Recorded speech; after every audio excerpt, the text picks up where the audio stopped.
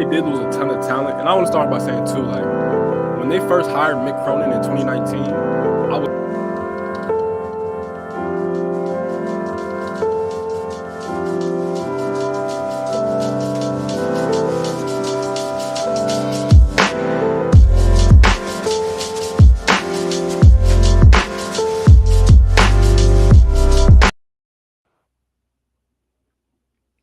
What is going on, people?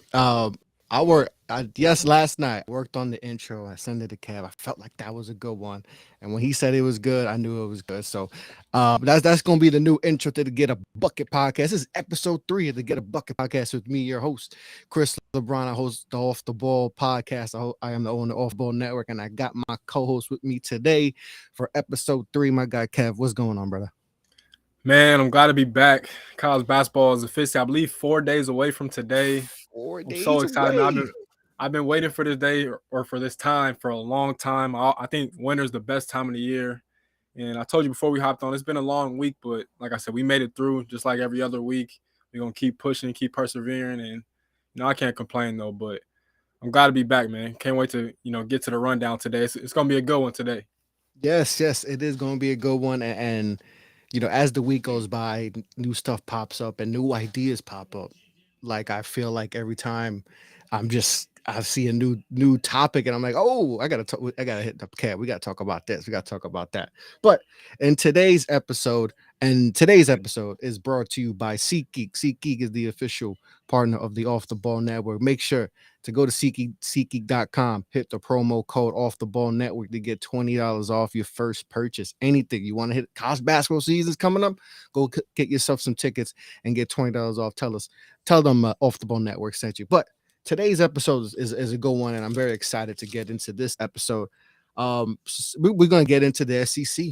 SEC, one of the better conferences. We talked about the Big 12 last time. Okay, SEC might get. We might be talking about a bunch of teams. Getting in the big dance. So we'll talk about the SEC. Talk about some favorites. Some over 18, underrated teams. Then we're gonna get into our top impact transfers. We're gonna get into the transfer. Kids that are transferring over. See, who are some of our top impact guys. Changing over to different ball clubs.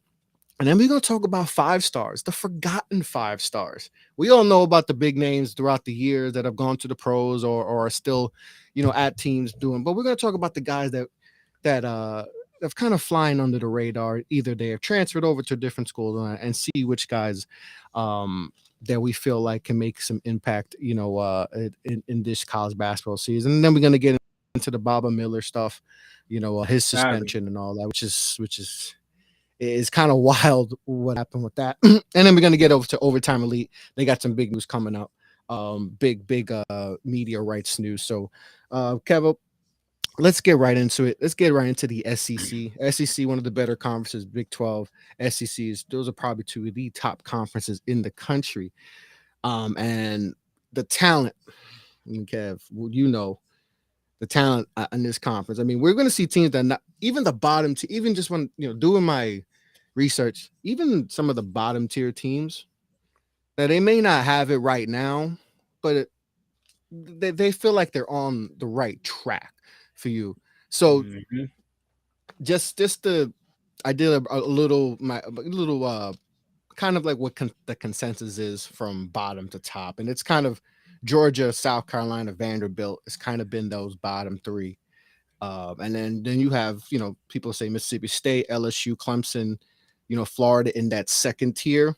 And then you got Bama, Auburn, Texas A&M. And then the top 3 is usually Tennessee, Kentucky, or Arkansas. So for you, just, what is your overall take on this conference before we get into kind of the teams, in this conference?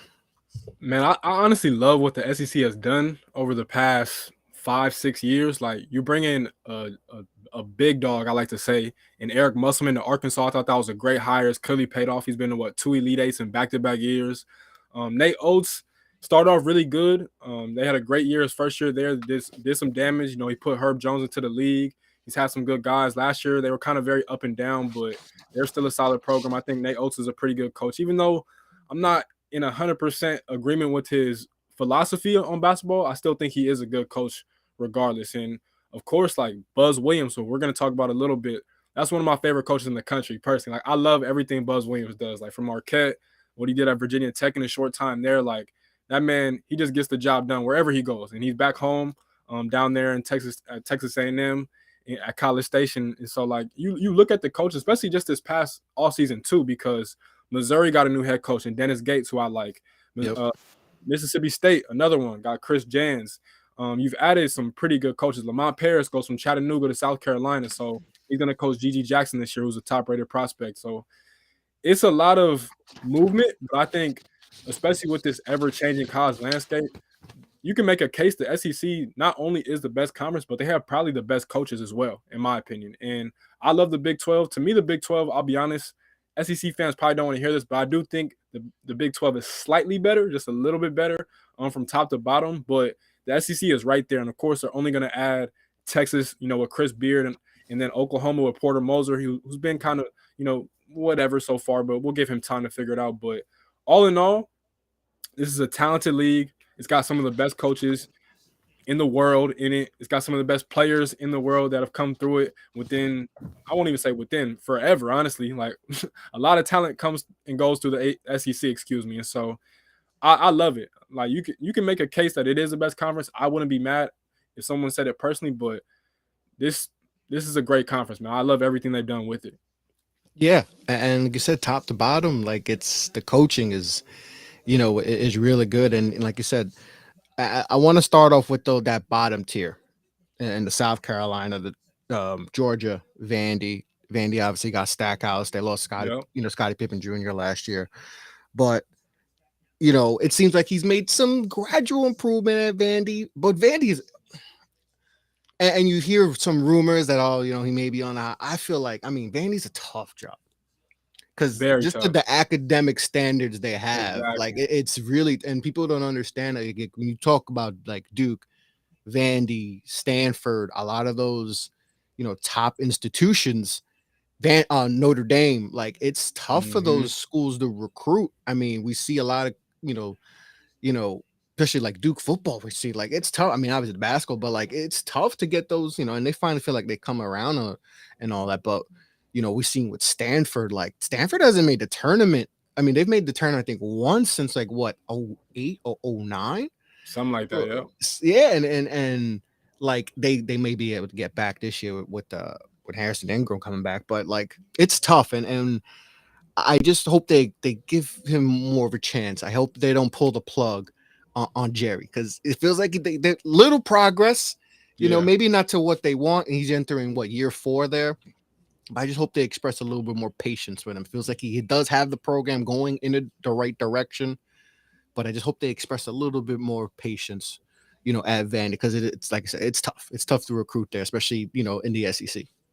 And he just got a contract extension, I believe, not even 2 months ago, if I'm not mistaken. Mhm. And I think Jerry Stackhouse is going to be fine. Like you said, though, with Vandy, they prioritize their academics over their athletics.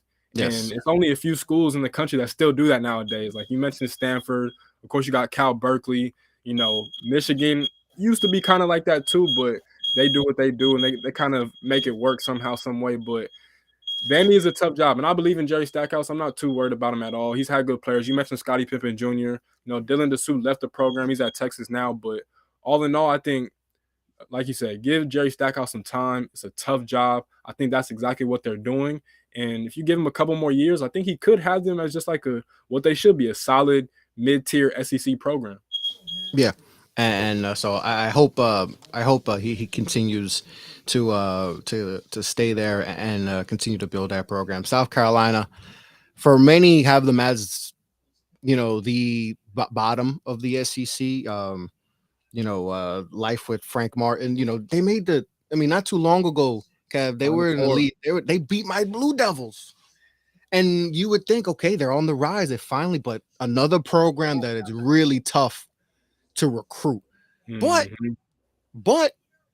they got Gigi Jackson. They flipped him from what he was supposed to go to Carolina, right? Am I correct? Yep. Yep. So they got him there, and he's going to have a lot of a lot of pressure for him. A lot of pressure. A lot of pressure, because essentially, he is the guy there, and they have some pieces, but It might be tough for them this year, but getting Gigi, and if he has, if he does ball out and has some success, maybe that could be something that could help them going forward. Yeah, and I think with South Carolina, like you mentioned, like they don't have a ton of talent right now. If any, if we're being honest, like Lamont Paris, I think is a good coach coming over from UT Chattanooga. They got to the tournament last year. They won the SoCon conference tournament. They're gonna be fine, but like you said, that's another tough job because you're in South Carolina, like you're in the South, and you're recruiting Yeah, against all the big dogs out there. Not just the big dogs geographically. I'm talking about you're recruiting. Duke is close, of course, but you're recruiting against Villanova, Florida State, all these different programs. So they kind of gotta do a good job of trying to keep their in-state talent in state. And Gigi is the perfect example of that. But I mean, you look at it like recently, South Carolina has had some big time players come out of that program, or not big time, not out of that program, out of that state, excuse me, like John Morant, Zion Williamson, on the way, Gigi Jackson. So like it's gonna be tough, but I'm not too worried about Lamont Paris. It's just one of them, just like Jerry Stackhouse. You just have to give him time to get it together, and we'll see what happens. Frank Martin.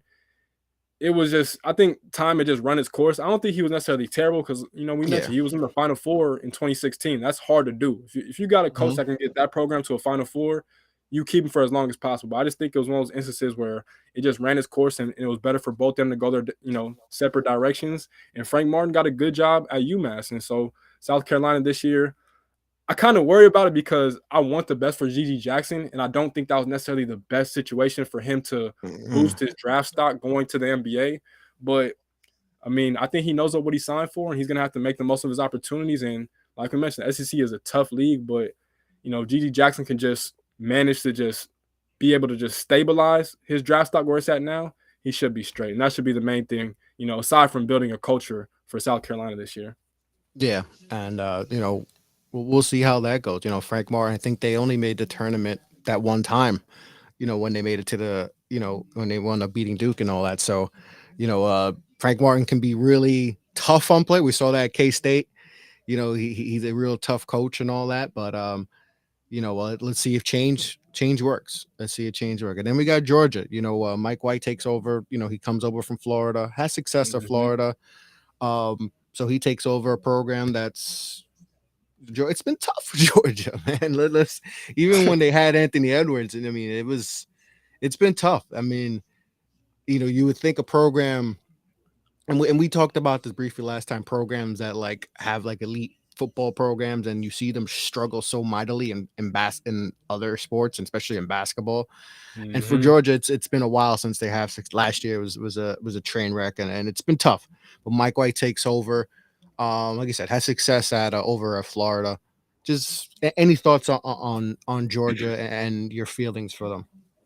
I honestly thought this was a great move by Mike White and kind of by Georgia too, because with Tom Crean again, one of them situations where he probably just should have never been the coach. I think SEC jobs in the South, like I think it's a culture thing. Like to be the head coach, say at LSU, like the football coach, I think you kind of have to be, if not from the state, definitely from the South, to have success. And Brian Kelly doing his thing, but it is what it is. But with that though, Mike White was smart from this perspective that Florida is one of the toughest jobs in the country because unfairly, you're always going to get compared to Billy Donovan. That's just one of them things, one of them situations where it's just the case of the matter. And he didn't live up to those expectations, which isn't a bad thing because Billy Donovan was a hell of a college basketball coach. But at Georgia, he's going to have way less expectations. And he's Oh not yeah, going to have really any high expectations to succeed and perform right away. And I think you look at the state of Georgia recently, the state of Georgia has been a hotbed when it comes to basketball talent within just the past 5 years alone. You got Brandon Boston, who of course is in the league playing for the Clippers. Went to Kentucky, struggled, but he's doing his thing now for the Clippers. You just mentioned Anthony Edwards, star, one of my favorite players in the NBA. Don't forget about JD Note. Last year at Arkansas was amazing. A couple other guys I'm not gonna mention because one of my guys I'm gonna mention later who's from the state, but Georgia has talent. So really, he doesn't have to leave the state to recruit. If he can just manage to get maybe not necessarily the top guys like the Isaiah Collier, who's going to end up leaving the state, who's really good too. He's one of the best point guards in the country if you don't know who that is. But you can get those like not like kind of I want to say B tier level players from the state. I think he'll be fine, honestly, because it's no expectations to succeed at Georgia for basketball. Football, we know, a whole different conversation. But Mhm. basketball, it's like they're trying to really figure out their niche and get it together. So I think Mike White should be solid there. Yeah, and he got some solid upperclassmen that'll help them right away, and that'll dictate. I think that I don't think they'll be 1-17 again, or just win one No. game in the SEC. I think they'll definitely improve. That was Yeah. definitely not what you want. But I wonder if if they do get some success, if that carries on, on top of having the football team, you know, um, having success. And we'll talk about another team in the SEC whose football team is having a lot of success so far this season, and see if that carries on with the basketball team and all that. But I think the good things are coming. Like I said, we talk about those bottom tier teams, but they do seem like there is hope. There is hope for those teams. So we'll see what happens with Georgia Vandy and South Carolina. I think they'll be better than expected. But let's go towards that next tier of teams, and like the Missouris, the LSU's, the Mississippi States, the Ole Miss. And we've talked about Ole Miss in the chat, especially with Walker, who went to Ole Miss and has given us some intel on them, because and all that. And I want to start with them because they're a Right. team I want to love. Want to love them. I feel like and Field 68, they're high on them. A lot of people like them. They got the talent and all that. And you just hear, and we talked like Walk. He's like he hearing mixed things about them, and it's like, okay, and for you, just talk to me about Ole Miss. I want to get into them first because they have the talent. Injuries kind of hampered them last year, especially with Ruffin, getting banged Yeah. up and all that. They have the talent. They really have a lot of talent. So for you, talk to me about Ole Miss. It's tough because I think Kermit Davis is a good coach, but I don't think this is the level that he should be coaching at. And that's not Yeah. disrespect by any means, because again, I do think he is a good coach, but he had a lot of success at Middle Tennessee State, which is a Hmm. completely different level. And yeah, they did beat my Spartans that year, 20, what was that, 17, where they was the I think 15 seed, and it was a big upset. I'll never forget it, trust me. But I think he was better at that level because I mean, as we keep saying, the SEC is just tough, and Ole Miss is a tough job. Like it just is what it is. And so I do think they're talented. I'll say Deshaun Ruffin is one of my favorite players in the country, in the game of basketball, regardless of level. Like I'll never forget. I was watching the EYBL a few years ago in Dallas, and this dude was playing for a team called Mebo Express out of Mississippi. I don't even think they're on the EYBL anymore. And he played against Jonathan Kaminga, Ethan Morton, who's at Purdue now, and a couple other guys from NY Rens. And this man had 50 points at 8 in the morning.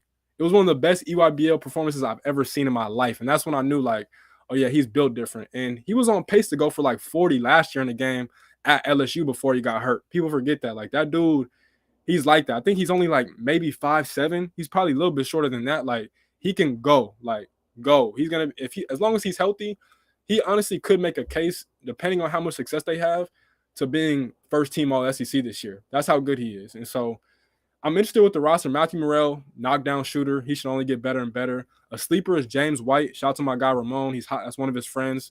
He was kind of buried on the bench a little bit last year, but I think he could make some noise this year. And Jamin Brakefield, your boy from Duke, he's got to be the X factor. If they want to have any success, he has to be the X factor for them. He was kind of 1,000%. 1,000%. yeah, he was kind of up and down last year. I think it was on both parties between the coaching staff and himself. I think it was a little bit of a lack of confidence. And I think on the other hand, they didn't really give him a defined role like that.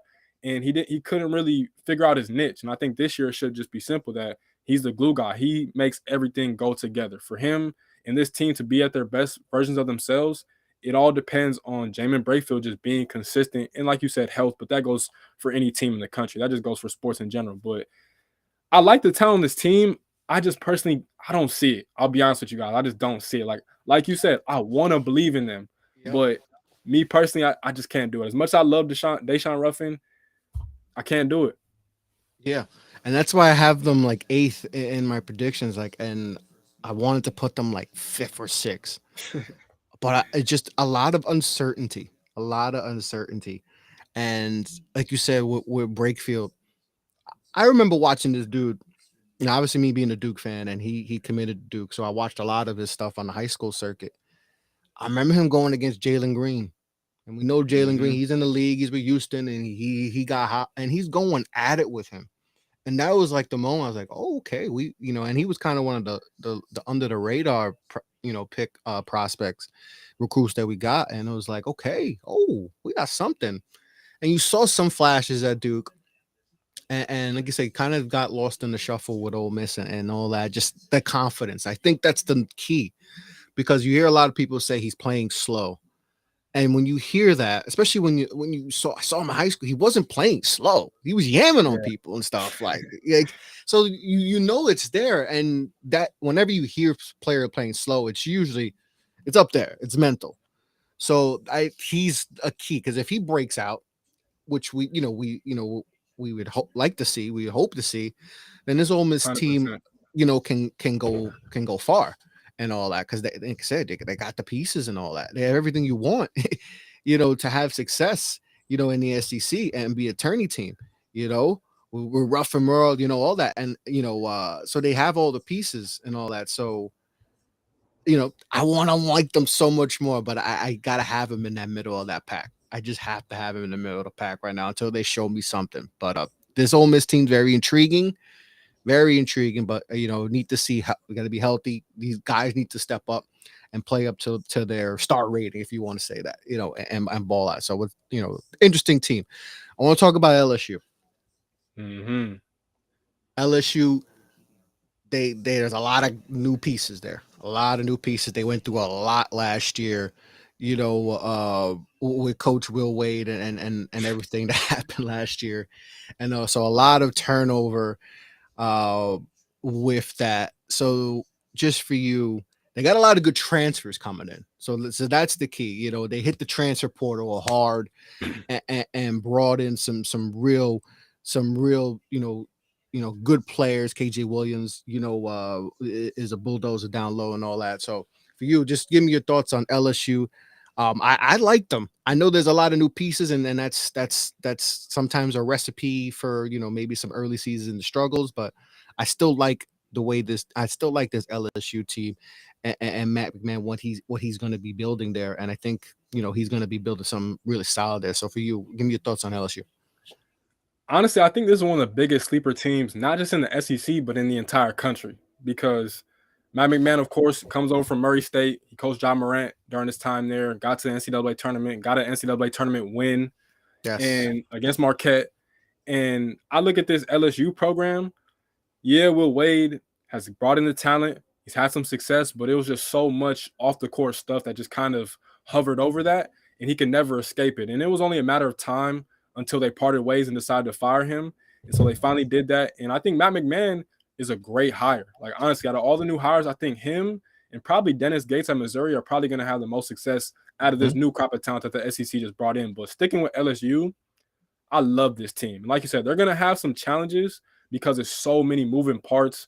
But he brings from Murray State, Matt McMahon, he brings KJ Williams, like you mentioned. He brings Justice Hill, and he brings Trey Hannibal. And then he keeps and retains Adam Miller, former five-star player out of Chicago, big-time Mm-hmm. bucket getter.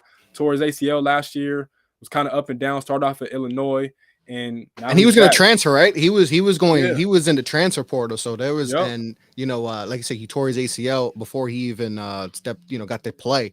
So so to get him back, to me, that shows a lot to get him back, because obviously you lose Coach Wade, most Mm-hmm. likely guys are going to transfer and all that, and to keep him, that's huge. That's huge. Like I said, from 5-star and all that. So that was big pickup for him. Like you said, Yeah. like we mentioned before on previous shows, re-recruiting the recruits you already have. That's a good step, and that's why I think a lot of people are liking the direction of LSU. Exactly, and I believe he was down to when he entered the transfer portal. I believe he was down to LSU and TCU. So those were both really good options, and of course he decided to come back. They also bring back Justice Williams, another guy that was highly rated coming out of high school, played for team final with Jalen Duran and your boy Derek Lively, won a Peach Jam championship, and also Mwani Wilkinson played it a little bit last year. He was kind of in and out the rotation, athletic forward/wing, does a little bit of everything. I think he'll probably get a little bit more minutes this year, but that's still to be determined. But again, another thing with them too is that they brought in some underrated transfers. I didn't even know literally until about 48 hours ago. They brought in Cam Hayes from NC State.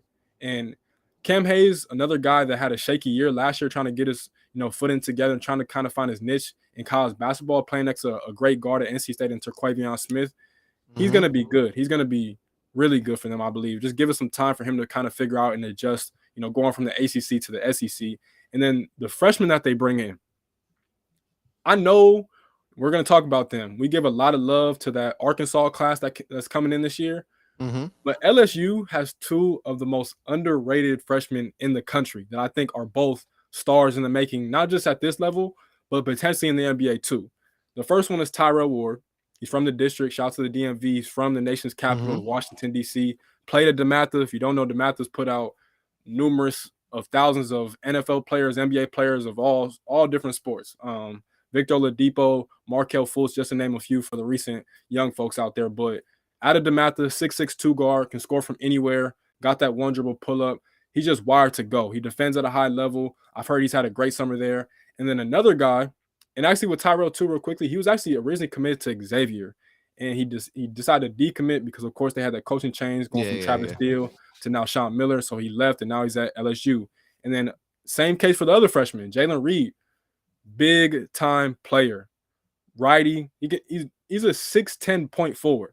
I want y'all to understand that 6'10" point forward, pass, shoot, dribble, and defend. People don't really talk about him like that, but trust me, he is a player. Another guy was originally committed to Florida, and Mike White, of course, Mike White, like we mentioned, dipped off to Georgia, so he decided to decommit from Florida, and now he's going to LSU. Both them two dudes, once they start to figure it out, are going to be problems. I think it's only going to take them a little bit of time to figure it out, but once they do, this LSU team is going to go from good to pretty much almost damn near elite because I think they have that much talent. It's all about for them buying into the system, believing what their coach is selling, and just playing together, not being selfish because that tends to happen when you put a whole bunch of transfers onto one squad. But at the end of the day, this LSU team is dangerous from top to bottom.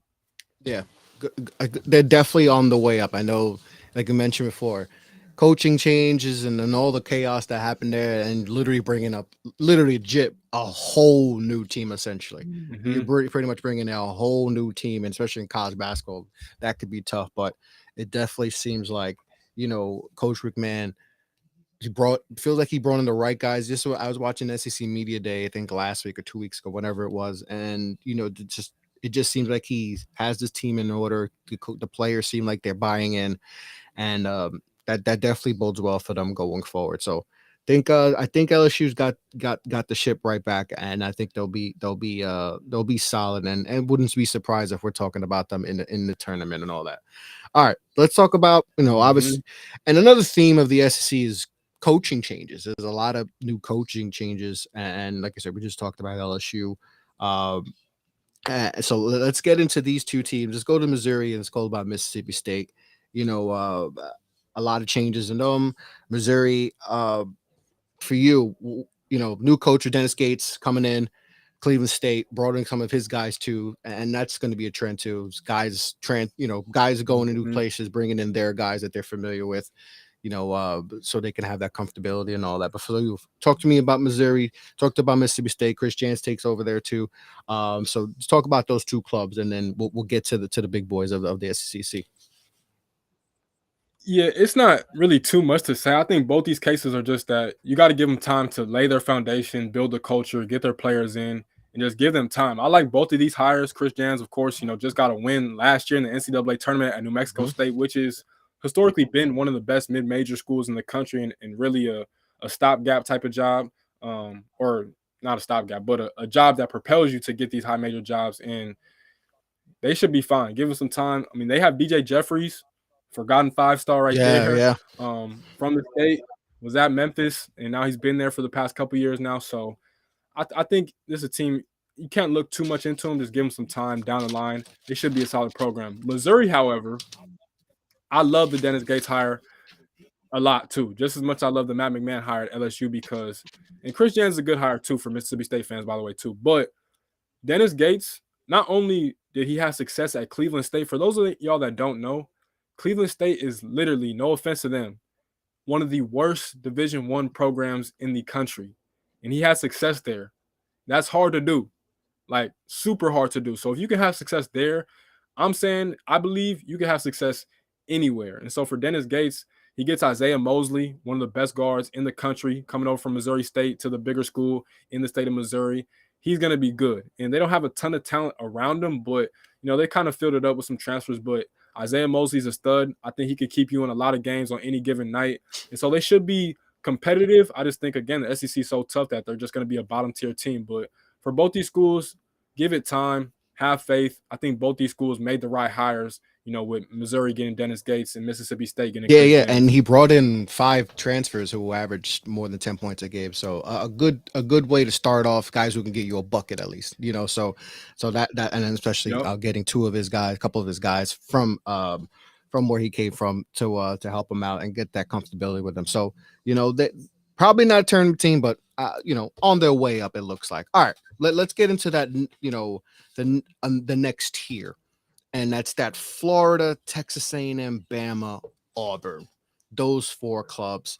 And we just talked about Buzz and all that, and the success he's had in the past, and what he's doing at Texas A&M. Bama, they lost a lot of guys last year, but they got some really good impact freshmen, and Quinterly coming, potentially coming back maybe December, January from his injury. That could be huge. Florida coming in, coaching change and all that.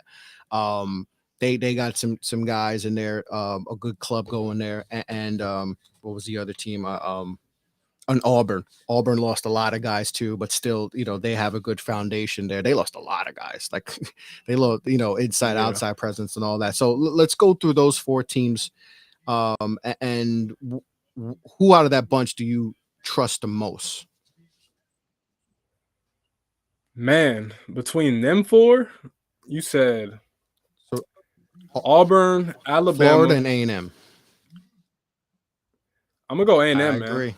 Because I told you, like, the way I feel about Buzz Williams, man, I just feel like he can take any program and just help them get success. And as I mentioned, with Marquette, with Virginia Tech, wherever he's at, he just does a good job. And even though, some fans didn't agree with him leaving for whatever, again, he went back home. He's down in Texas. He's originally from there. I can't get mad at him for going back to his home state, And he has success at Virginia Tech too. Virginia Tech's a good program, but that's not easy to do. That's not easy to do. No, exactly. So I look at this roster like Henry Coleman III was a beast for them, of course, Duke, former Duke Blue Devil, and he's a monster. You also have a couple other guys that I like that I think could have big time years. Tyrese Radford, a guy that followed him from Virginia Tech, and the main guy that's running the show for them at the point guard spot this year is Wade Taylor IV from Dallas.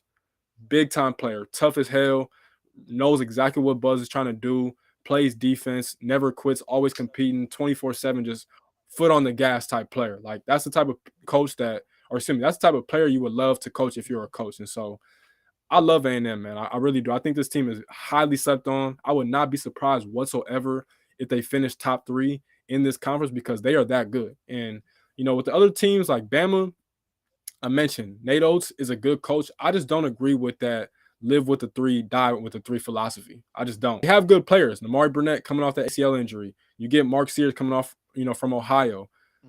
Javon Quinley, as you mentioned, going to be healthy, hopefully, sooner rather than later with that ACL injury that he sustained versus Notre Dame. Brandon Miller is going to be a lottery pick. Big time player. He actually played so crazy. He played on the EYBL with Brad Bill Elite with Nick Smith Jr.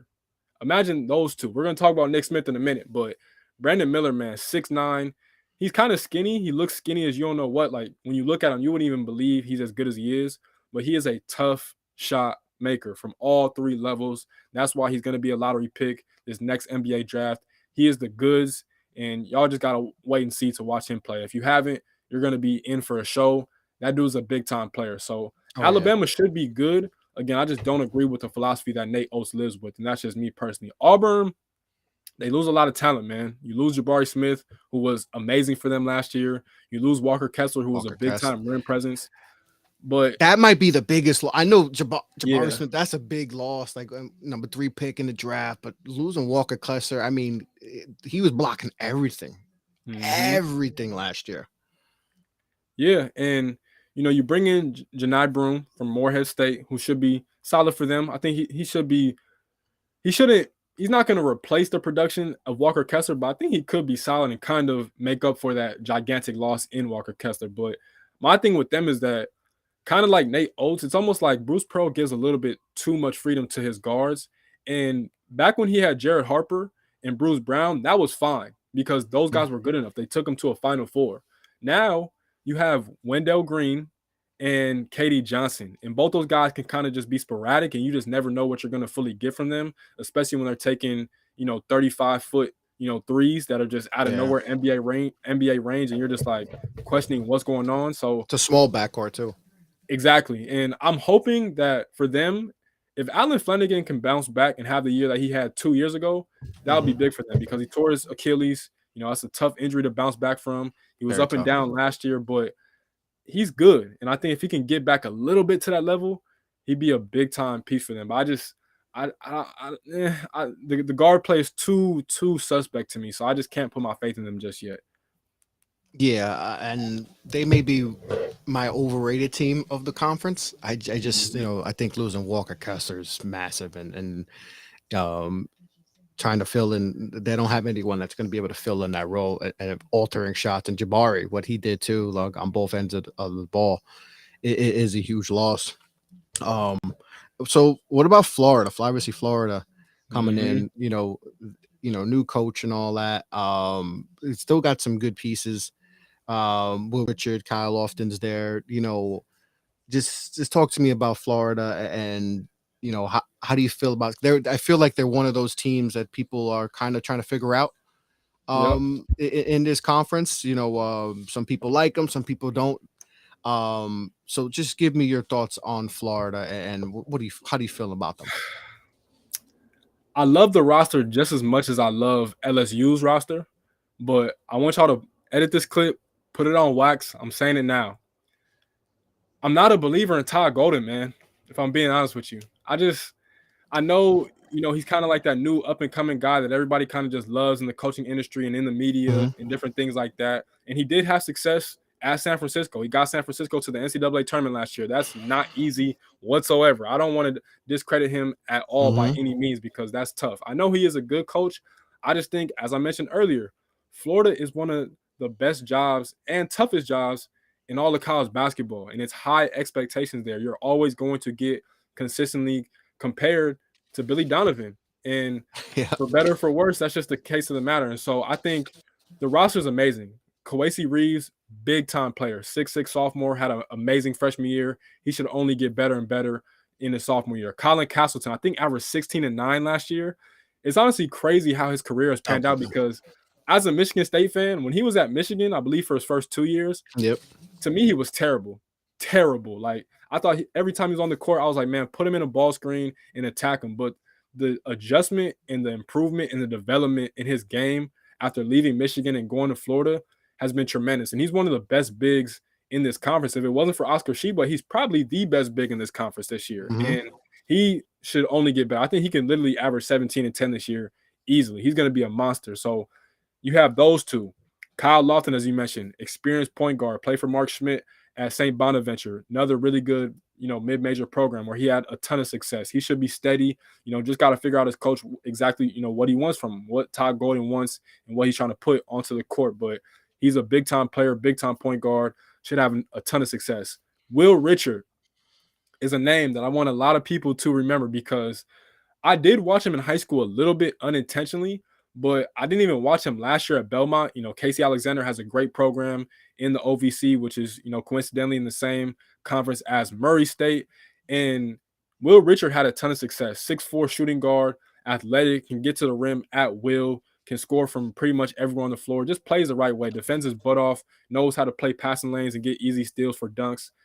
He's a good player. And you have a couple other guys, Alex Fudge from LSU. Alex Farm. I don't think he was really maximized last year. That's a 6'9" forward that can do almost everything on the court for them. So you have that. Myron Jones transferred over from Penn State a couple years ago. had a decent shooting year last year as a shooting guard, but I do think he'll be improved this year. Again, being in the SEC for another year, getting his legs under him and kind of getting back to himself. Being a Big Ten fan myself, I thought he was good at Penn State. I still I wonder why he left. I think it's obviously because they fired their coach, but I thought he had a great job there. But he's at Florida, way better situation for him, so I'm not mad at him. And then another one is a freshman, Riley Kugel, to watch out for.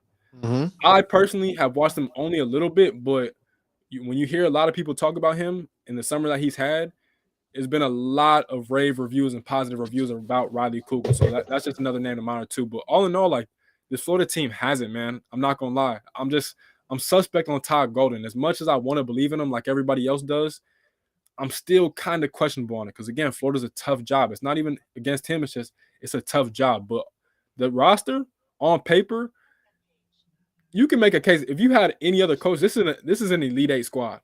Yep. Honestly, if I'm being honest. So I'm very intrigued to see what Florida does in year one of the Todd Golden era. Yeah, and I think Colin Cowston is going to be the key to this because he can, if we weren't talking about Oscar, taking all the rebounds and just dominating it inside for Kentucky, we might be talking about him for Player of the Year, the SEC, and he could because he's improved so much. He's a double guy and giving you 2-3 blocks a game too. So that's good. So this Florida team could do something, but they still got to figure them out, and we'll see how they go. So let's talk about the big dogs of the SEC and round out our SEC talk, and talk about Tennessee, Kentucky, Arkansas.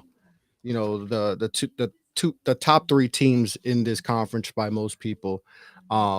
Arkansas, obviously, they got their big 3. They got their big time recruits coming in that are, we talked about Duke in our first episode about their guys coming in and kind of matched them. But Nick Smith, Black and Jordan Walsh. I mean, this is one of the most stellar trios that we've seen in a long time. I mean, you don't get a lot, especially Arkansas. Arkansas. Exactly.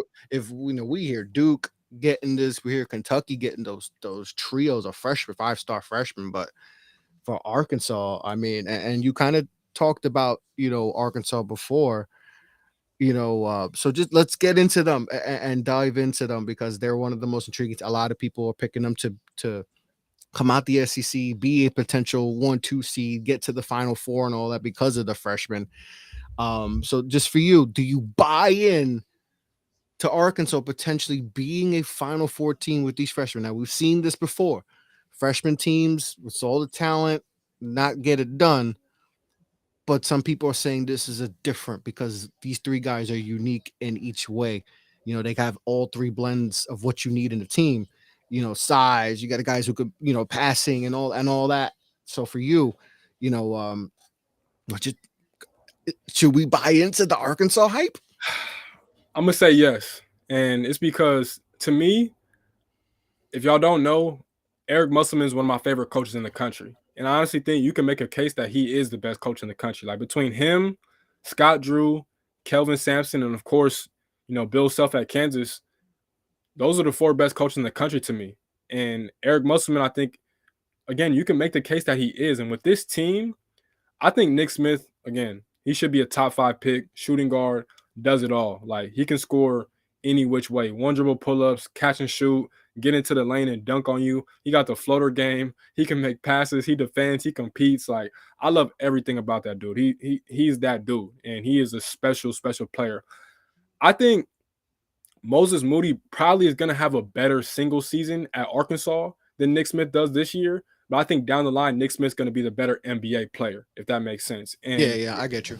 I like Nick Smith a lot too. And I think it's just the thing with this is that with Muss, in the recent years that you've watched his teams play, they always struggle early out the gate. And Arkansas fans, I want y'all to remember this too, for those of y'all that watch this.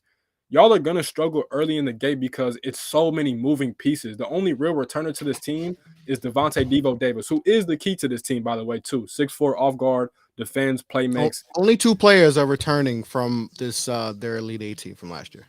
Exactly. And so you're gonna need Devontae Devo Davis to be that key connector to understand and be the communicator between Musk and the players. Because at the end of the day, Musk could tell you everything, but it's nothing like your teammates explaining to you and breaking down what exactly he means. Because at the end of the day, Musk isn't on the court; he's on the sideline, and he'll never fully understand that perspective. As great as a coach he is, that goes for any coach ever. And Mm-hmm. so Devo has to be that guy. But Nick Smith is gonna be fine. I have no worries about him. Anthony Black is where I'm kind of concerned a little bit because he is a 6'7" point guard, but we know we love our point guards on get a bucket, right? The Mm-hmm. thing about a point guard is that it's the toughest job on the floor because essentially you have to be the dude that is running the show for your coach. You have to know exactly what your coach wants, what he's trying to implement, get all your guys into the right spots. And it's an adjustment. People don't understand. It's a big adjustment going from high school basketball playing to any level of college basketball, whether that's JUCO all the way up to high division one SEC. And so I think he's going to struggle a little bit, but eventually he'll get it right and figure it out. And then Jordan Walsh, another guy, 6'7", beast. He just competes. Like that's the thing Yeah. you have to love about him. He doesn't take any playoff. He's all gas, no breaks. He's athletic as I don't know what. He has a super high vertical. I forget exactly what it is, but It's it's crazy. It stupid. is Exactly. It's crazy. stupid. And I think he needs to work on his jumper because that's probably the biggest knock that you could have him in right now is just that catch and Mhm. shoot, jumper. But if he can get that right, he'll be fine. I think his defense is going to translate easily. He should have no problems on Oh that yeah, end of the yeah, yeah. floor. But And they were number one in defense in the SEC last year. So Musselman loves guys who could defend, and he fits in like a glove. exactly. And all three of these guys I just mentioned, they're all going to start out the gate too. They're all starting. So Oh yeah, they're started. They're started. so they gotta learn. It's gonna take some time for them to figure out how to win games, how to lose games, how to handle losses, how to go into big time environments and get wins. It's different things like that. And I remember last year, like they lost against Oklahoma. It was a neutral site game. I can't remember. It was either in Tulsa or Fort Worth, but it was a neutral site game, and they lost that game to Oklahoma. And a lot of Arkansas fans started panicking, and I'm just like, y'all gotta relax because there's so many new guys that have never played under Coach Musk previous to the season, they don't know fully and exactly what he wants specifically. And so they're one of them teams every year that's gonna start off slow, but come middle of January, late February, they're gonna put it together and they can go on a run just like that. And that's why they've been to back-to-back Elite Eights, and because Musk knows what he's doing. And so give them some time, and they're gonna figure it out. I think you should buy into them. They got the Mitchell twins, who of course come over from Rhode Island between Makai and Mikael. I think only one of them is gonna play because Musk loves to just run like max 8 guys deep, max. So I think only one of them is probably gonna play. But Jalen Graham from Arizona State is kind of like their center. Trayvon Brazil is an That's what I interesting was one. just gonna mention, man. He's an He interesting one. He, he he is was at very Missouri last interesting, man. year, and Mm-hmm. he didn't play, or yeah, last year he didn't play that much because he was just raw, but you could see the talent. It was evident. And so I think Musk is going to fully maximize his capabilities. And this team's going to be Yeah, dangerous. It's just going to be shaky at first because they're so they're so youthful and young. Yep. inexperienced and don't understand Coach Musk completely. But once they get it rolling, I have no doubt in my mind that they can be that Final Four team that a lot of people expect them to be. Yeah, like you mentioned Brazil, like they get him from Mizzou, transfer Mizzou, and like didn't play a lot, but he has all the tools.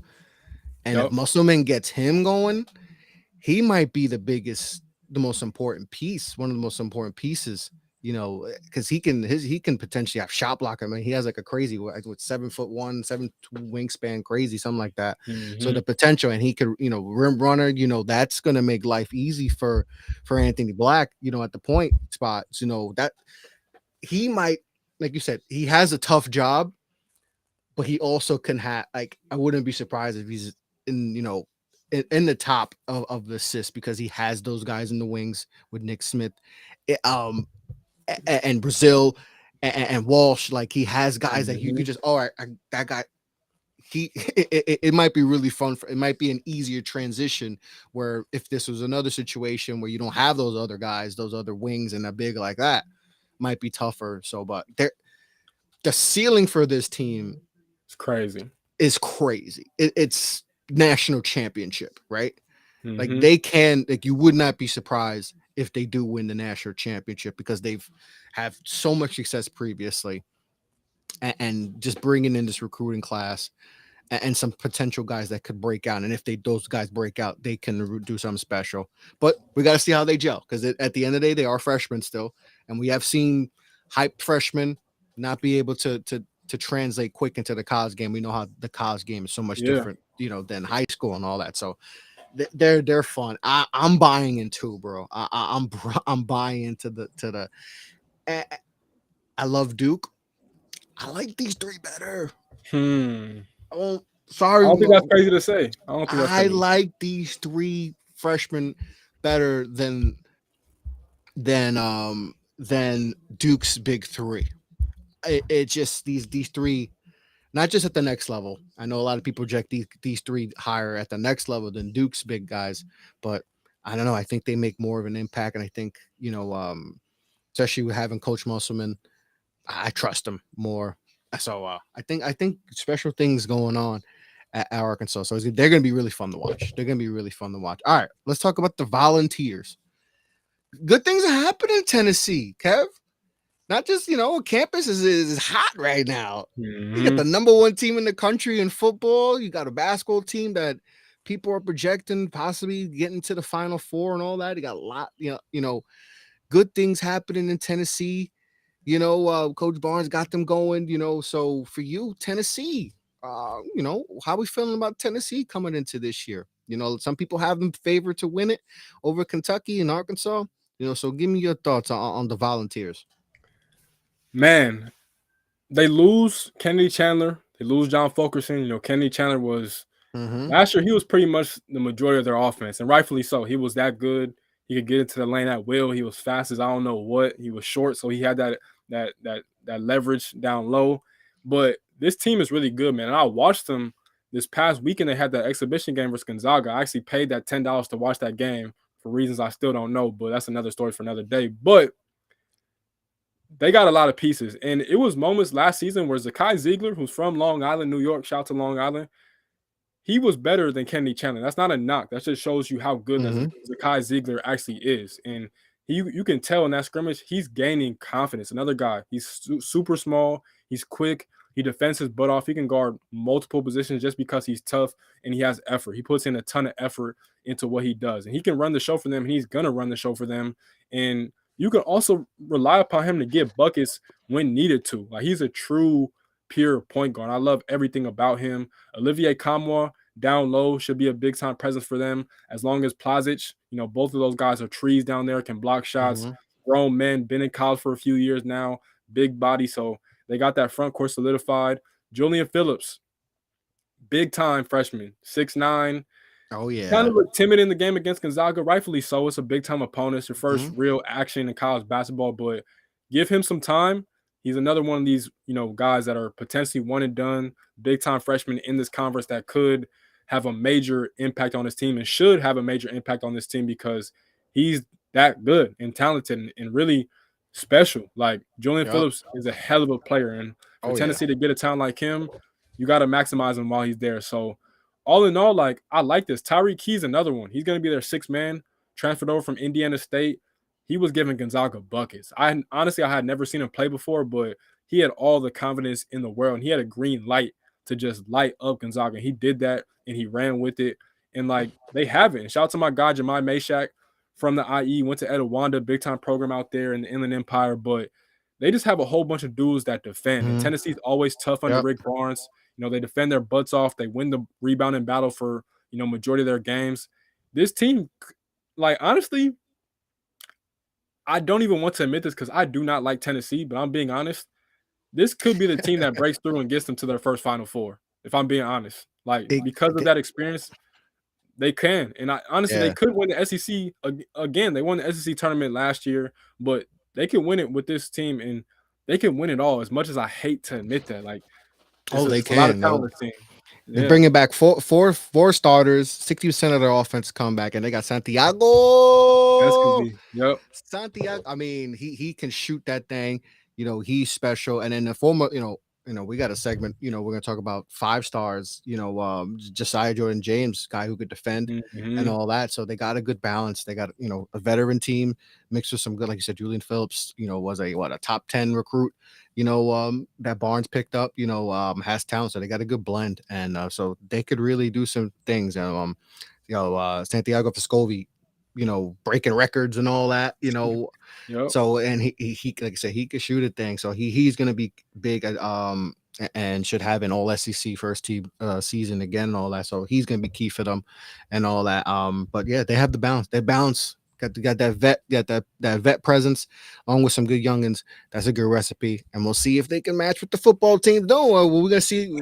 I don't remember the last time we saw a football team and a basketball team with a natty, but if there's a Mm. year, if there's any team in the country that could do it, it's Tennessee right now. They're looking good. So all right, let's cap it off with Kentucky. The Kentucky Wildcats. It's been a little. They haven't been really Kentucky of late. You can say Coach it's a Cal. drought. It's been a drought.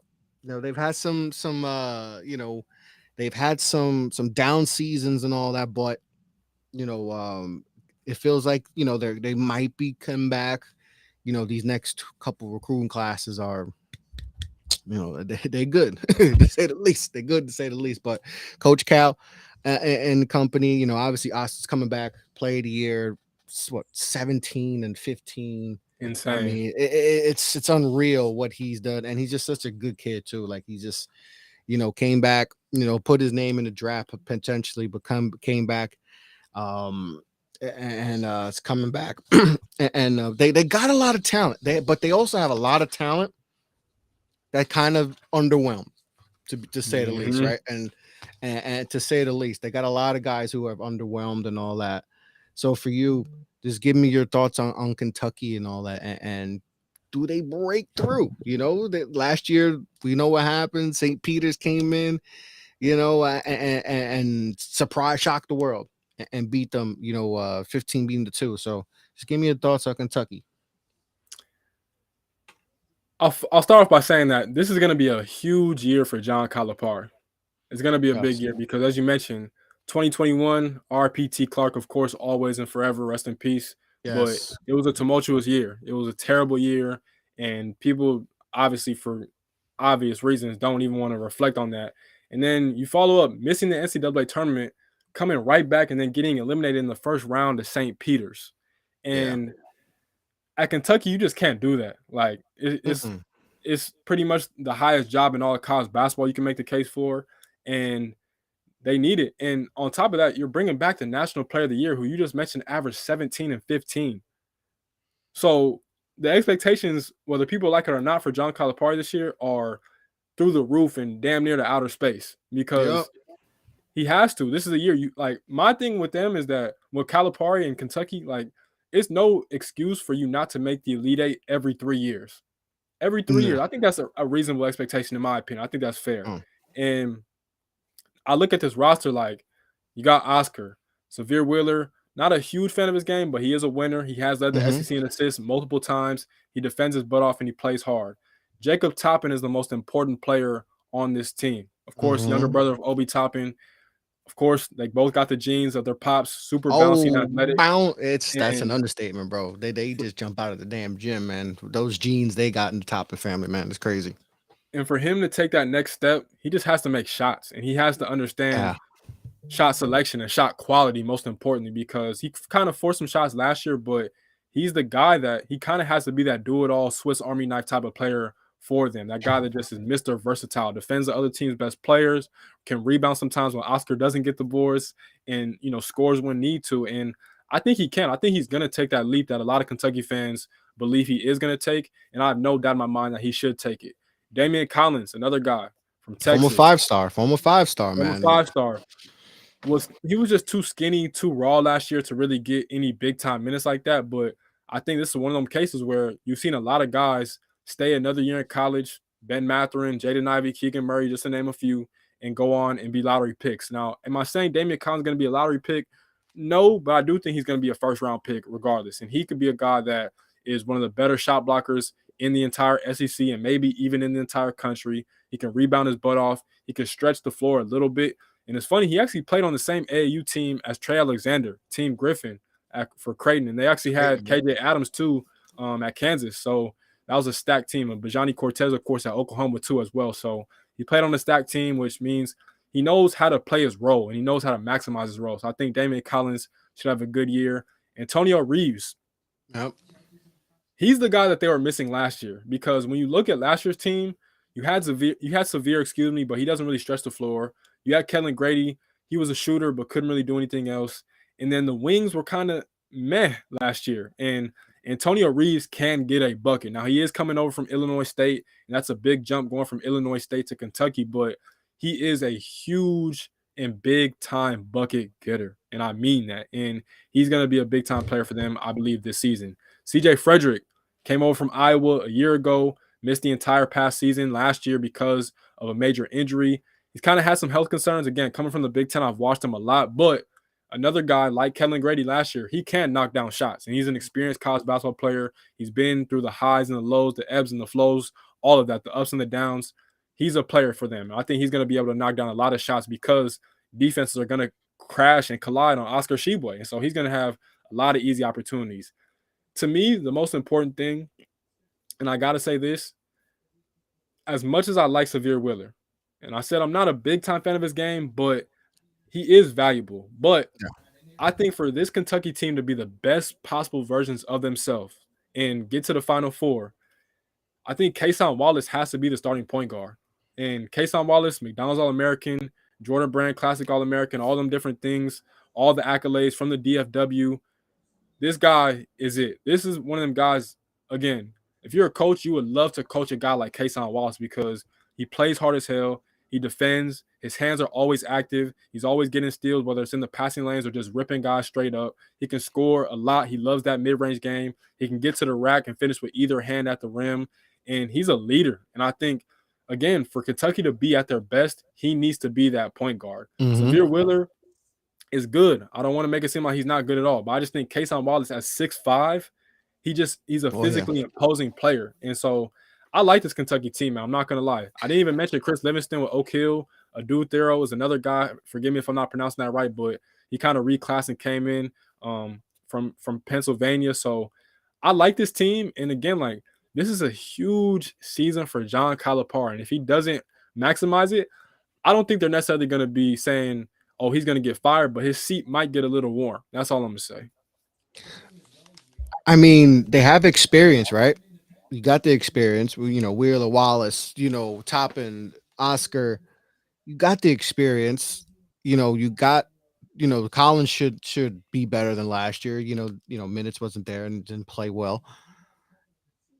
They should not be getting bounced in the first round. Like you said, Elite Eight at worst. Exactly. Worst. Like for a Calipari team, that should be the worst. Especially now I can understand you got a team full of freshmen and all that. I can understand that, especially when you come tourney times, freshmen get, experienced teams are usually going to beat, even if it's a St. Peter's, they're going to beat experienced teams. That happens. We've seen that. But, they have experience now. Guys went through that loss to St. Peter's last year. So they're bringing back a lot of those guys. You got the experience. You got Oscar back. You got that inside-outside presence and all that. Good bench. Yep. If there's no Elite Eight for Coach Cal, and I don't know if his seat is hot per se, but I think he would need like another bad season to be people be like, oh, yeah, what's going on here now, Coach? But I definitely think the pressure is going to add on because it's been a minute since he's won. Let's be real. He's had all the talent in the world. More than anybody. Kev, how many number one picks he got? How many top five? He brags about it. Exactly. That's my he'd be the first one to tell you like all the guys he makes pros, and that's great. That's awesome. That's the job, man. You making guys multi $100 million, $200 million contracts. Good for you. I want to see the guards. We've seen him, even last year with Ty and all that. Like, you give Ty the reins. Like, and I mentioned before in that first episode, like you gave him the reins against Georgia. I know it's Georgia, but he had 17 assists. So like, what are you gonna do with the guard? It feels like he always has these weird things with his guards. you know, and then we see him at the next level. And you're like, whoa, like where was that at Kentucky? So figure out his guard rotation and all that. But they should, if it's no Elite Eight, I mean, I don't know, It's I don't tough, know. It's and he it's just should like get to there. exactly. And it's like this team is so talented, and it's like I always want to say like it seems crazy, but it feels like he'll never get more talent than that 2015 team that had D Book and Cat and all them guys. But like this team, I'm not gonna say is damn near as talented, but it is kind of close. You know, we got to see, of course, we got to wait for it to pan out to see if it's any NBA All Star, which I don't think it is. But like on at the college level, this team is stacked.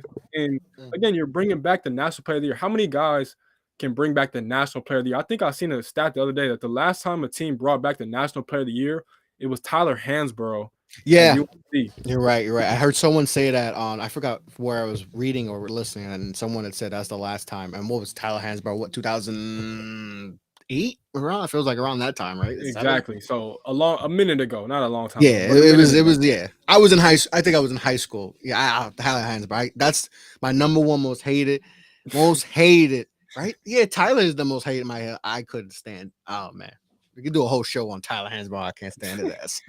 And so with that, like again, expectations are through the roof and beyond. And so I think they should have success. They should win this conference, which again is a whole bunch of pit bulls and Rottweilers in this conference. And it's a big year for John Calipari, man. I cannot overstate that enough. He got to get the job done. And it's not like he's failing by any means, but again, it's Kentucky. You have high expectations every year. Like you mentioned, they brag about getting all these big time players and they brag about, playing this tough schedule. But and getting guys to the NBA is great. I don't want to diminish that at all either. You're helping guys for generations, their family for generations. You're making dreams come true.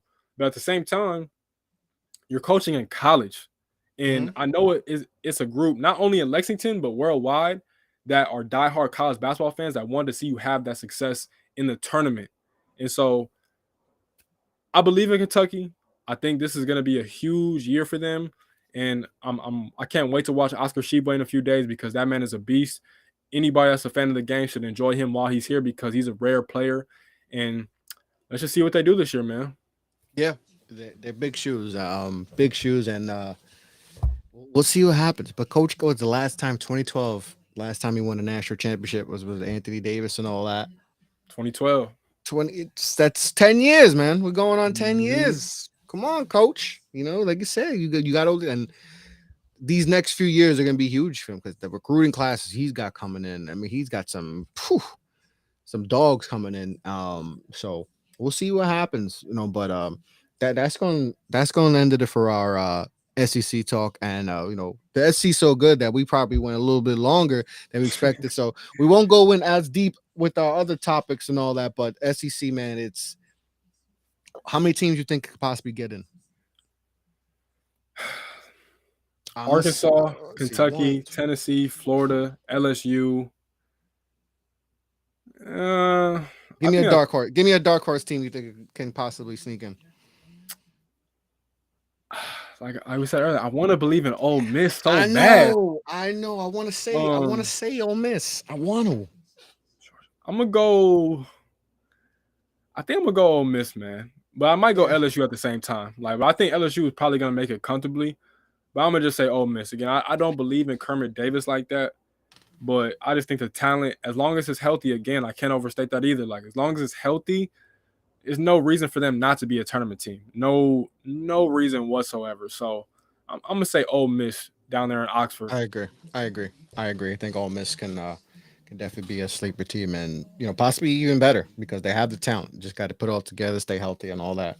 But they definitely got some guys out there. All right, so that's going end it for our SEC talk. We dove into everything. That was fun. Like I said, I was really excited about talking about the SEC, but we're gonna get into a few more topics. We won't go in as deep as in these topics. Don't want to keep you guys too long, but let's get into some of our top impact transfers.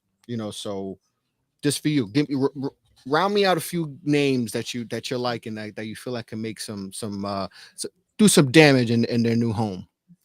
Tyrese Hunter at Texas, I think is gonna be arguably the best point guard in the country last year. Was at Iowa State a season ago.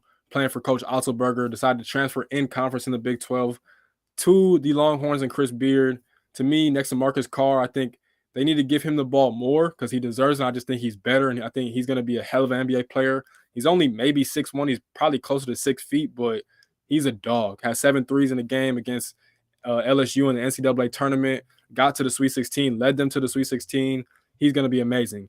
Eric Gaines at UAB, another guy. They call this man Baby John Morant for a reason, and he had a big time dunk a couple nights ago that was all over. Before you go into that, that dunk, my goodness, there's people that I know that don't even like are heavy into college basketball. They kind of like, the heavy NBA, and they're kind of casual with the March Madness people.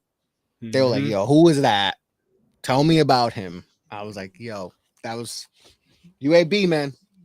And I think on the next episode, we're going to, I want to dive into, some of the non-Power 6 teams.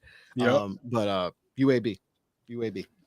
Air Games, and then I'm gonna go with both the Illinois boys. Coming over from the Big 12, you got Matthew Mayer, who was at Baylor, won a national championship. He cut the mullet too. I seen that. Yeah. So he means business. He means business.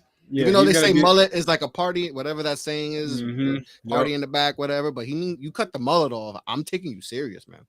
He means business this year. I think he's gonna try to get back and win a national championship, and he's gonna be a huge part of any success that Illinois has this year, alongside Terrence Shannon, coming over from Texas Tech. That's lefty. Big. Terrence Shannon's been like in the NBA draft scene for like a minute. Like I think like 2 years ago, people were saying, "Yo, first round pick." And then last year, like if he's out, and he just hasn't. But let's see how he does in Champaign. Let's see. Was supposed to go to Michigan, but as I mentioned earlier, their admissions is kind of crazy. The academics, they still prioritize it, but he ends up at Illinois, where he's originally from, his home state, which is cool.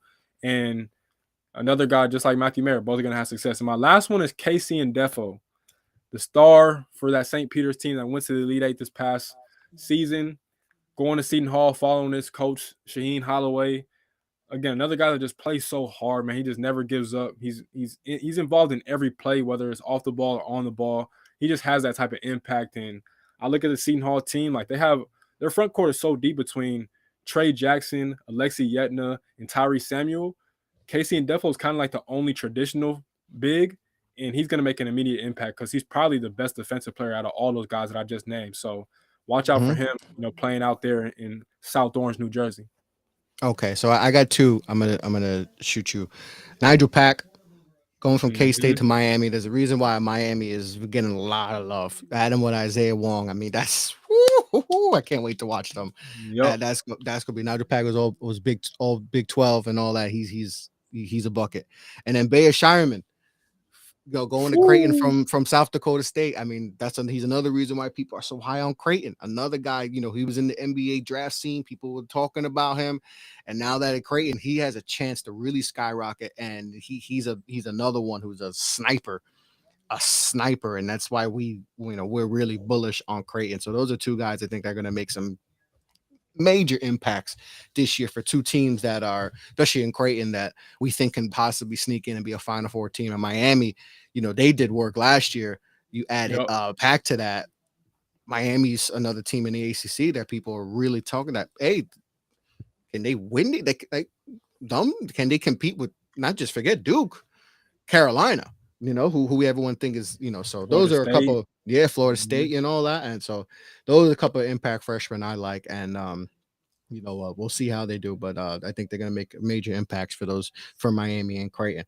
All right, let's go to our next topic. Let's talk about forgotten 5 stars that we feel like we're bounced back. So I wrote a list of 5 stars and I went back to 2019, because obviously last year and all that, I won't go 2019, 2020, and so I'm going to list you a few names just off the top of it. And if you have any other names you want, you could shoot. So just some guys, and I'm going to say whether they're at their school now or they transfer. So went to 19. I had 3 guys on that list. Keon Brooks from Kentucky, who's now at Washington now. Yeah. Josiah Jordan-James, we had mentioned before in Tennessee. He's still at Tennessee. CJ Walker, he went committed to Oregon, is now UCF.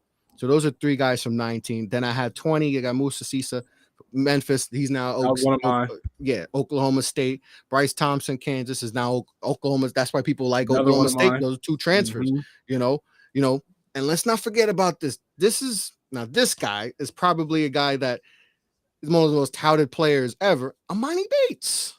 Phew. Like, we forget about Amani. Like, we were talking about Chet and Amani. That wasn't too long ago when we were watching those Mhm. matchups, Kev. So Yeah. like, and I understand everything going on and with the gun charge and all that, but that's, hopefully has been bounced. He had a good game. Last time we saw him, he bought like with 27 points and all that. So, we forget that this dude was, reclassified and all that. Memphis didn't work out. It wasn't an ideal fit for him. And now he's at Eastern Washington, and where there's not going to be as much pressure, he'll be able to ball out. Like I said, Damian Collins, Kentucky, Hunter Salas from Gonzaga, Efton Reed going to LSU to Gonzaga to back up Drew Timme. And I had Hatfield, Tennessee, who was at Louisville. Now Louisville, man. Whew. I'm glad that they dodged some charges today. It I could have been know. way worse. Yeah, what happened a few nights ago, that might have been a worse charge. That was bad, man. They Oh, D2, man. like, so tough. Oh, man. I feel bad for my guy. Give KP some time, man. Yeah. Kenny Payne, that was someone a lot of Knicks fans wanted to be the head coach of that team. And it was, I think the reason why I think that's a huge loss for the Knicks, but that's a whole nother show. But, why the Knicks struggling. But just get, I list off some names. I don't know if you have any other names that you want to mention, but just give me a few guys you feel like that they're gonna break out. Obviously a lot of all these guys, top 25 guys, Amani Bates was top, maybe considered the top recruit and all that. So just give me a couple of those names that you feel like are gonna finally break out. I mean, I'm not gonna lie, you took two of mine between the Oklahoma State guys, between Musa Yeah. Cisse and Bryce Thompson. I just think coming off of last year, both of them left their first destination, as you mentioned. Musa was at Memphis, Bryce was at Kansas. Didn't work out. They go the next year, this last year, and Oklahoma State got hit with them infractions, and they weren't allowed to play in the postseason in the NCAA tournament. And so they were literally playing for nothing. And I think with that, both these guys are going to have a chip on their shoulder to come back and be we're not going to waste another year of our college, trying to figure it out and trying to get back. So I think they will get back. Avery Anderson's a big-time guard playing next to him. So I think both those guys should have big-time season. And then the one that I have outside of that was Brian Antoine, man, out of New Jersey. Dealt with a lot of injuries at Villanova. Couldn't really get on the court because of that. And if you know Villanova, like when Jay Wright was there, at least it's probably going to be the same for Kyle Neptune. But aside from this year, I guess. But a lot of people like to say that Villanova doesn't play freshmen, which I don't agree with. Like, they do play their freshmen, but it's just like you got to wait your turn. You know what I'm saying? It's just like anything in life, and you got to earn it for real. And it's older guys that have been there through the process, know what it takes, that are stronger, wiser, faster, all that understand what they're doing more than you do. And so I think Brian Antoine, he goes to Radford. He's going to play for Coach Nichols this year in the Big South. If he's healthy, I think he could have a good year. He played a little bit last year, but he just still wasn't 100% healthy, and I'm hoping he's healthy this year. And maybe he can get Radford to the tournament, man. The Big South is a good conference. They're going to have some competition, but I would love nothing more than to see Brian Antoine lead this Radford program to the NCAA tournament. Yeah, and that'll be interesting to see. And I root for all these kids. Root for all these kids. That's first and foremost, because picking a school is a lot tougher. Obviously, you hear Duke. Even how many times we've seen 5 stars. Like I remember Jalen Johnson. We went to Duke. Everyone thought that was a simple. That was going to be a smooth transition. And obviously, besides the pandemic, he wound up leaving early and all that. But picking the right school is detrimental. Like, it's very important that you pick just don't go with the name that you see on the front. You got to pick a team that's going to fit your needs, that's going to make your game excel, because too many times, Kev, that I go through the 24/7 or I'm on 3 and I look at 2016 class and I'm like, oh, I remember him. What the hell happened to boy? I mean, I'm sure you do. I'm sure everyone, we all do it. Like, we just browse and you just like, damn, I remember him coming up. Like, he was that dude. And then you don't hear about him again. It's crazy. So, like, I hope for all these kids that they pick the right school. Hey, something shit. The first time they may not work, but you pick the second time and it works out. And you pick the right team that fits your need, that's going to excel your game and get you to where you want to be. So especially in the case for like Amani, like Yeah. people were saying like he's the next Kevin Durant. Like I know Crazy. you have experience with Amani because he was supposed to go to Michigan State, and I'm sure that burned a little bit. And Mm-hmm. he probably may have been better off going to Michigan State. You know, Maybe. maybe it might have been better off. Memphis was a tricky fit, but I can't blame him. Penny Hardaway can recruit, but I root for these kids. Hopefully in their second chances that they can excel and all that. So, going to be interesting to see how these guys go, and hopefully they can make an impact on this team, especially those Oklahoma State guys. Like I said, they got kind of Oklahoma State didn't get to be in the tournament last year. Right, they had some. I think they weren't supposed to go the year Cade was there, right? And then Mm-hmm. they had pushed it back to this year, which kind of sucks and all that. But they got Mm-hmm. two good ones in Oak State, and that's why people kind of like Oklahoma State a lot in that. So interesting to see. We'll see how it goes for them. We'll see how it goes. So I'm gonna go a couple more things, newsworthy things, and then we'll end the show. Been a good one Yep. so far. The Baba Miller stuff. Baba Miller suspension. We won't get too deep in it, like I said, but I felt like we kind of had to bring it up. So Baba Miller, obviously the big time, player for Florida State, someone that's on the draft scene and all that, crazy long wingspan, all that. Mm-hmm. He's going to miss the first half of the season because of he's playing for the Spain team. And I'm gonna read exactly because sometimes it gets a little tricky, but he all right. In the from the school, Florida State said Miller forward played for Spain under 18 national team, traveled from his native country to the United States back to attend a training camp prior to his commitment to the Seminoles. Miller and his family, they wound up paying the money back when they learned about the violation. So when they heard about it, they gave the money right back, but still was a violation, and the NCAA deemed that he will be suspended. Obviously, a big time player for Florida State. Some people like Florida State because of Baba. Um, this one's I don't know. I know it's in the rules.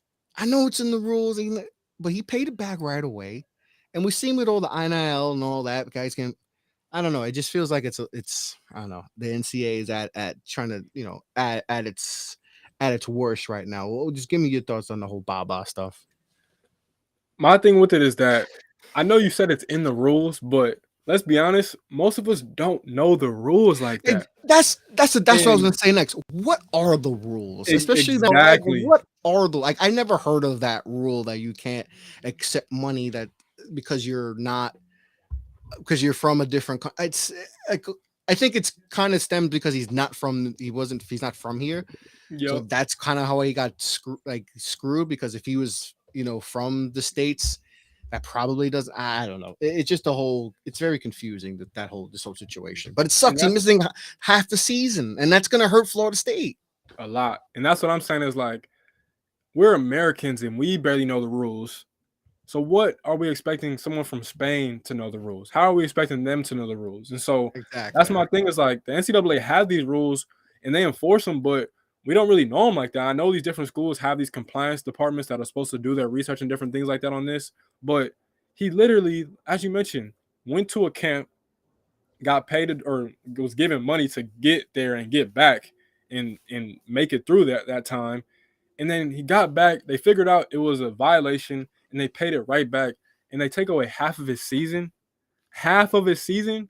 You could have taken away 4 games, maybe 5 games max, but y'all took away half of his Half. season, So he's not eligible to play. I think till January 11th. So which is definitely ACC play.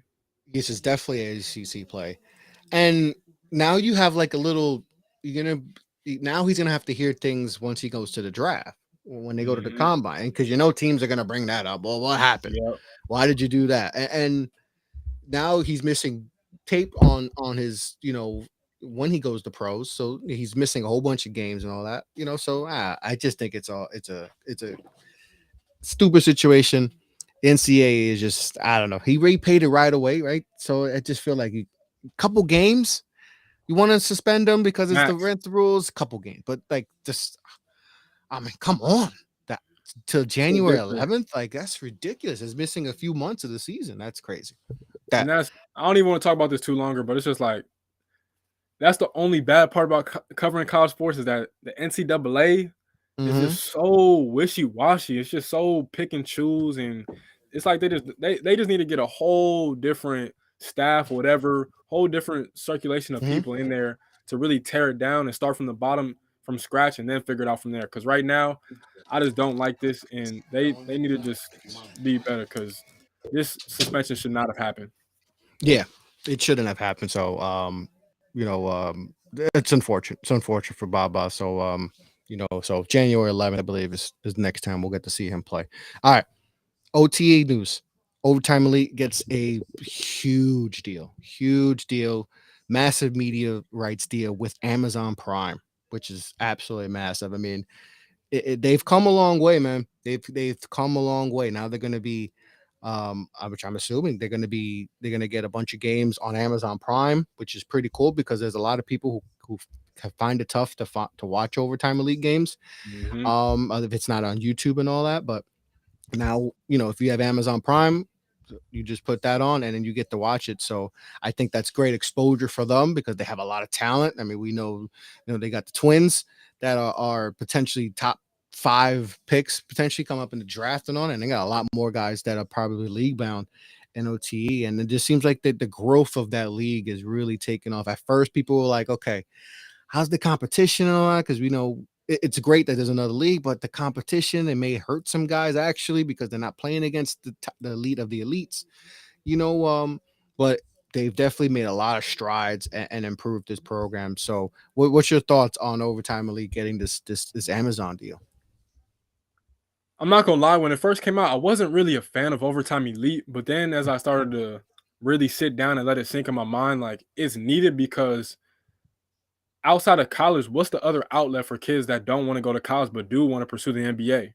And Mm-hmm. I'll be honest, like I didn't want to go to college. I didn't go to college for a reason because I just knew it wasn't for me. And sometimes that's just the case. I just watched Dwight Howard on All the Smoke actually earlier this morning. He said, I took a couple visits, but I knew Yeah. deep down inside I didn't Oh want to go yeah. to school. Oh Like I huh. wanted to go to the Exactly. NBA. And so that's how it is sometimes. So we need other avenues in the United States that don't require our dudes. Same thing with our women to go across the water in the ocean to play basketball when should be able to do it right here in their homeland and home states. And Mm-hmm. so for me, from that perspective, I think it's great. And they got some Yeah. good people behind it.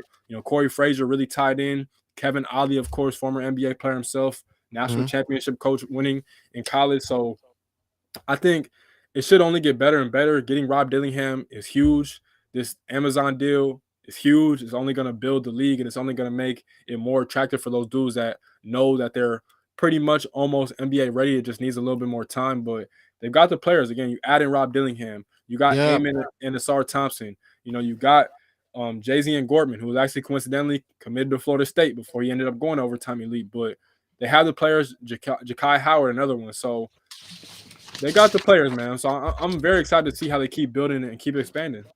Yeah, and that was gonna be my next thing, talking about the Donda kids um finding new spots. And like I say, Rob Dillingham is going to play for Overtime Elite, so that's big, so that's good for them. Like you said, another avenue for guys to make some money and play, because not everyone, like you didn't want to go to college. I didn't want to go to college. I wound up going to a junior college, and that experience to me was, that I always say, like, for anyone, I know a lot of people who go to big time universities and all that, but if you need to experience JUCO to really appreciate college. Hmm. Like it's, and I saw a lot of D1 dudes who went to big time university. This one dude went to Ohio State, and he goes to a JUCO, and he wants to be in the big time campus to being in a 3-floor building, and you gotta take the train and buses to go to practice. Like, that'll humble you. And I've always felt like people should always, if you get to experience that, go to D1 and go to JUCO, you never want to go back to JUCO, and that'll humble you and all that. So, I'm one who didn't want to go to college either, but I went the JUCO route, and then I feel like that value that brought a lot of value to life and all that. But not everyone wants to go to that college route. You get paid and there's NIL and all that, but you still got to go to class. You still got to be eligible for at least a semester. Guys just don't want to do it. Like you said, Dwight Howard was like, all right, I'll listen. Like LeBron James, he probably same route. Like he knew he was going to league. He maybe had Duke and Ohio State, maybe whatever, but that's it. Now everyone wants to go to and as we seen sometimes, like I always say, like BJ Boston. What if he had just went from high school to the pros? He's a first round pick, right? Lottery. He goes to college, didn't work out at Kentucky, and goes to the second round. He's not a second round talent. We see this a lot in college. Like that's a tough transition. Some guys don't want to go through that because it can hurt you down the line where you dress. So good for Overtime Elite. Very happy that they got this deal. I think they're getting 20 games. That'll be Amazon Prime. Rest will be on, I think, another streaming service or YouTube and all that. But it gets more exposure. You will get to know more of these guys that we probably don't know of, and so it's good for them. So I'm excited. But that's gonna cap it off. Forget a bucket. Episode 3 in the books. Another great episode, brother. This was fun. Appreciate anyone who tuned in, listening. We're going to drop the podcast tomorrow. So if you want to listen to tomorrow, it'll be available. It's available on Apple Podcasts. Just got on Google. If you like Google Podcasts, it's on Spotify, all the major platforms, on YouTube. So make sure to leave a thumbs up and leave us a subscription on all that. But that's episode 3, man. Another great show in the books. SEC, man. I mean, we did the whole show in the SEC. I mean, I had to lay out. I was like, we're going to do like half hour. No, man, SEC so good. We did like 1 hour and 10 on the SEC because it's just that great of a conference. It's so deep that you had to just dive into it thoroughly because I think there's even the bottom tier teams can we might see. We're definitely going to see some upsets. We're going to see some upsets because some of the bottom tier teams can definitely sneak up on some of these good teams. But Kev, another great episode, buddy. Yes, sir, man. Appreciate it. This was dope. Can't wait for episode 4. Let's keep rocking. Yes. And college basketball is around the corner. Literally. Thank God. We see it. I see it. We see it. It is right here. Can't wait. Episode 4 will probably drop it right before the college basketball season starts. It seems like we got a Thursday thing going. We probably will probably get another one in before the college season starts. And get some going. But you can follow me off the ball pod. I'll follow you off the ball net, OTB_ network. Go to over.com. Go to SeatGeek. Go get that $20 off. Go, college basketball season. I'm gonna be using it, to gonna check out a lot of games nearby New York City, Jersey area. So make sure to use that promo code off the ball network. Kev, tell the people where they can find you. At Easy Money Kev 7 on Twitter. It's spelled exactly how it said. And of course on Instagram. I've been lying to y'all the past couple of weeks, but I got it right. I forgot I changed it. It's Young YONG_ Simba SIMBA_ 2100. So follow me, I'll follow back, man. I appreciate you guys. Make sure to follow Kev. I think I know college basketball, but this man knows college basketball like no other, man. He's an encyclopedia for it. I'm just happy that he picked me to be his co-host and all that. So it's gonna be fun. College basketball is coming on soon. We can follow him at Off the Ball. Follow Kev. He has his handle right there on Twitter. That's where we're probably most active. We're talking a lot of the ball and all that. So like I said, interact. With the college basketball season coming up, we got a lot of good feedback on the show. So appreciate that, man. Really appreciate this show. The show has gone way better than I anticipated, man. A lot of good feedback from a lot of people we respect too. So that means a lot. So like I said, episode 4, like I said, we'll give you details on what the next episode is going to be. That's Kev. I'm Chris, Off the Ball Network. Peace out, guys.